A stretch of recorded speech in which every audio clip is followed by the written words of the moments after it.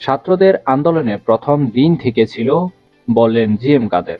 জাতি ক্রান্তিকাল অতিক্রম করেছে বলে মন্তব্য করছেন জাতীয় পার্টির মহাসচিব জিএম কাদের। তিনি বলেন, একটা বিশাল পরিবর্তনের সুযোগ এসেছে।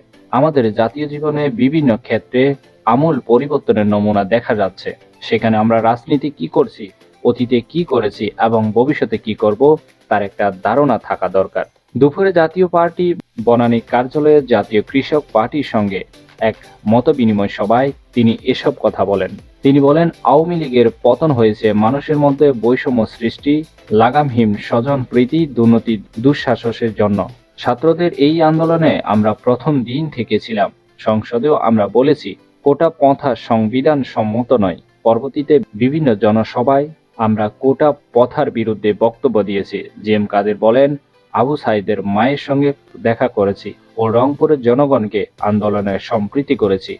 রংপুর আমাদের দলের কর্মী নিহত হয়েছে, জেল খেটেছে। আমাদের রংপুরের মেয়রকে হয়রানি করার চেষ্টা করা হয়েছে। এ সময় উপস্থিত ছিলেন জাতীয় পার্টির মহাসচিব বীর মুক্তিযোদ্ধা মোহাম্মদ মবিবুল হক চূন্য, প্রেসিডিয়াম সদস্য ও অতিরিক্ত মহাসচিব অ্যাডভোকেট মোহাম্মদ রেজাউল করিম ভূঁইয়া, মনিরুল ইসলাম মিলন, চেয়ারম্যান ও উপদেষ্টা মোহাম্মদ খলিলুর রহমান খলিল, মোহাম্মদ মোস্তফা মহসিন, ভাইস চেয়ারম্যান শেখ আলমগীর হোসেন, সুলতান আহমেদ সালেম, মোহাম্মদ শহীদুল্লাহ সফি, শরীফুল ইসলাম সরোজ চৌধুরী।